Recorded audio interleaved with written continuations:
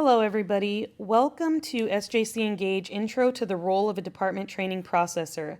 Through this process, we are going to learn what it means to be a Department Training Processor for San Joaquin County. My name is Oriana Mahoney, and I am going to walk you through this process today. For today's agenda, we are going to go through an introduction to staff development. We're also going to discuss some initiatives that we've done here at San Joaquin County. We're going to talk about SB 1343 compliance and then give some open feedback. The role of the Staff Development Coordinator is to evaluate and improve our current professional development program. One of the things that I'm charged with is to expand employee wellness and education trainings throughout San Joaquin County. Maintaining the SJC Engage program offers an opportunity to be able to give employees information on what's happening within the county. Your role in particular is going to deal primarily with our training program. One of the other responsibilities held by Staff Development Coordinator is to create and maintain the incumbent apprenticeship program, manage the county's education reimbursement program, strengthen our internship program, reinforce and improve employee satisfaction feedback surveys and exit interviews, and manage our service awards recognition program. While a lot of the responsibilities are around the training and development of our staff, there are so many more areas that staff development handles within San Joaquin County. Aside from my role, you're going to learn a little bit about your new bestie, who is our office support for staff development. Alicia Benitez will be your first point of contact. If you have any questions with training enrollment, reports, or requests, she would be the initial contact for all of your questions. She can also be there to help support you in trying to ensure the proper training room setup. Alicia is also responsible for the first point of contact for questions on education reimbursements where applicable. There is a process to ensure that all staff are fully trained.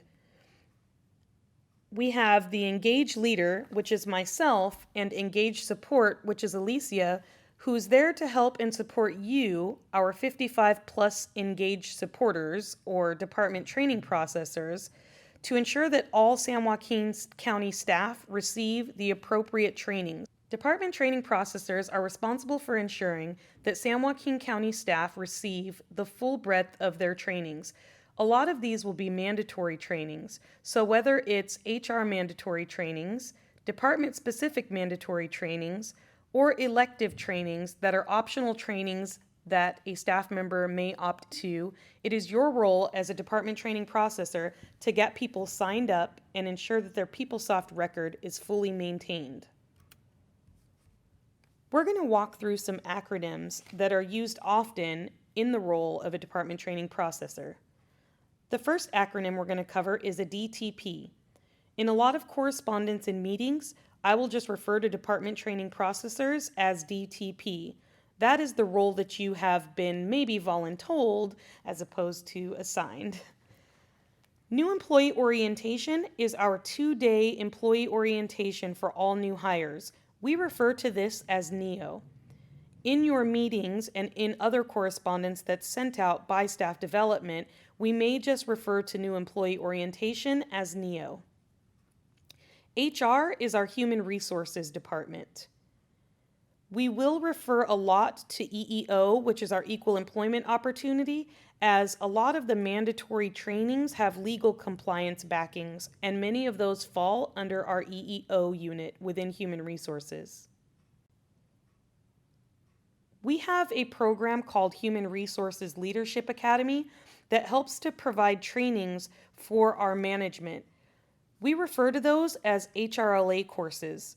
That is a series of approximately 9 courses that managers and supervisors should take within their first 3 months of becoming a supervisor. An LOA is a leave of absence. We used to run into a lot of hiccups with staff being on a leave of absence and setting them up for trainings, but we've done a lot to combat that, and now there aren't as many issues. Your responsibility as a DTP is for signing up, verifying, and ensuring that all staff in their department are in compliance with their trainings. The mandatory trainings are the most important, and we need to make sure that all staff receive timely information to let them know when those mandatory trainings are going to expire. Department training processors also assist staff in signing up for elective trainings. Prior to mine and Alicia's start in 2019, we didn't hold regular department training processor meetings. There wasn't a standard policies and procedure document for training processors either.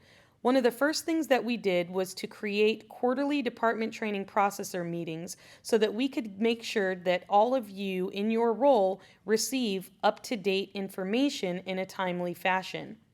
We also completed a very comprehensive policy and procedure document with details on exactly what steps you need to take in order to sign people up or cancel them for courses, update their PeopleSoft records, print out reports. A variety of information is listed in that policies and procedures manual. It is very comprehensive and complete with screenshots and detailed descriptive information on how to fill out forms and update people's training records. We had a lot of issues with SAT, with staff signing up in PeopleSoft with what was known as a false wait list. We eliminated that wait list at that time so that if space was available, it would just show as available. And if a class was full, it's now just full. You're not putting somebody on a wait list that doesn't exist. People were hoping in the past that what that wait list would do would be to bump up the next individual on that wait list, and we don't have that capability in PeopleSoft at this time, so we removed the wait list altogether. We also had an issue with signing people up on leave of absence status for trainings. We weren't able to complete that record in PeopleSoft or give them the credit for the trainings that they took during leave of absence statuses. The problem was people would be on temporary leaves of absence, and this still caused the same issue. So we eliminated that from PeopleSoft, and now you can sign up somebody whether they're on a full leave of absence or an intermittent leave of absence. Their training record can still reflect their appropriate training. We didn't offer any online courses prior to 2019, and new employee orientation didn't exist in the way that it does now. We did have sporadic trainings for new employee orientation and some of our mandatory trainings.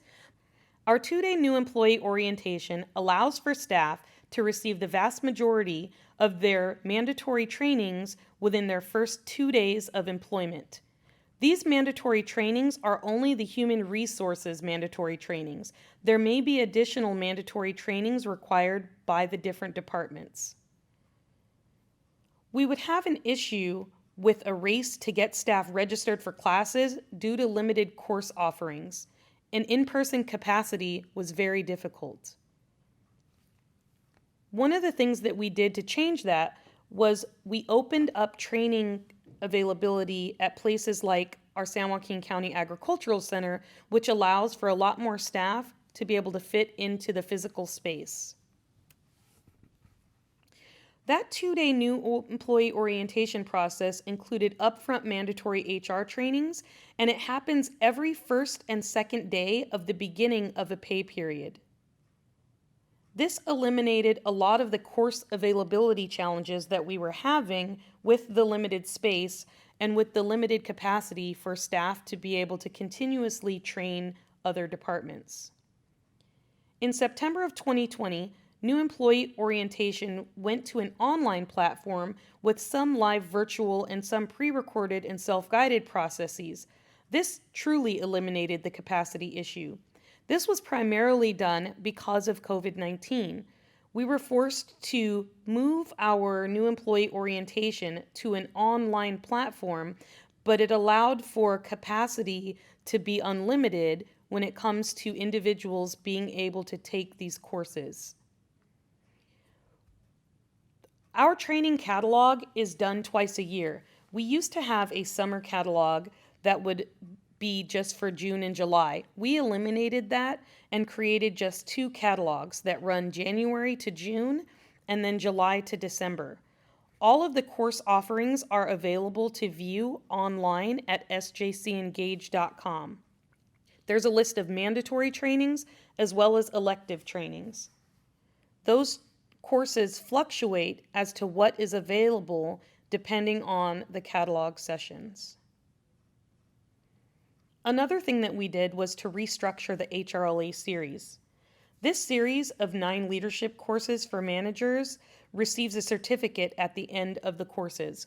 We had people taking these courses sporadically, and what we did was shifted this to a cohort structure where now all of the courses are offered in a series where you would start with one course and go through all 9 courses consecutively with the same individuals. This allows us to know when an individual has completed their full 9 courses without them having to reach out to us because they've completed them at all different times. And it was taking people a long time to complete all 9 courses without having the consecutive course outlined. We offer online courses on various subjects. Particularly after COVID-19 hit, we moved a lot of our courses to an online, pre-recorded, or self-guided platform. Although we are limited in how many courses are currently online and available, we will be adding courses as time continues. The quarterly DTP meetings receive regular updates and communication, where you receive regular updates and communication, coincide with the catalog launch. So when we have new and updated information and the catalog is getting ready to be released, we will hold our quarterly department training processor meeting prior to that so that you can have all of the information that you need to get your staff signed up for any available courses. One of our most mandatory and restricted courses is our sexual harassment prevention course. This is because of SB 1343. Which was a new sexual harassment prevention training law that requires all staff, including full-time, part-time, seasonal, and temporary, to be trained on the topic of sexual harassment. The law requires that all employees take the training in the 2019 and 2020 calendar year, regardless of past training dates. They are then required to take that course every 2 years thereafter. EEO and Staff Development held a Sexual Harassment Prevention Awareness Week and vamped up the training offerings to meet the legal requirements for this training. This training will be ongoing and will be required every 2 years by all staff. So every 2 years, this course has to be renewed. It's one of our most important trainings as it is legally required. This current course is offered through a live virtual self-guided platform. More information can be found on that on sjcengage.com. Your second best friend is going to be that DTP manual that has all of the answers. It's fully equipped with FAQs, screenshots, sample forms, and written procedures. A list of all of the mandatory HR trainings can also be found in that manual. This document is a working document that it's updated regularly. If we change something on the department training processor manual, we constantly resend it out to you so that you can ensure that you have the most up-to-date information.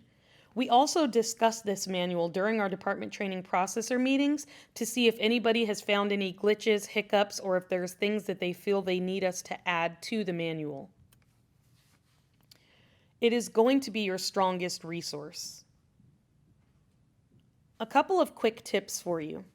Managers and supervisors often take a different course than general staff, so you want to make yourself aware of the correct course for the correct staff. All information is in the DTP manual, but if you have any questions, we ask that you reach out to us. That's what we're here for. Make sure that you run your reports regularly to verify staff compliance. You want to ensure that all of your staff have taken their mandatory courses and that you're familiar with anybody who needs to update or take or sign up for any courses coming up. As far as next steps are concerned, you want to make sure that you attend any future department training processor meetings so that you can stay up to date. Review that department training processor manual and become familiar with it. You want to make sure that you get familiar with running reports. This is going to be one of your primary roles.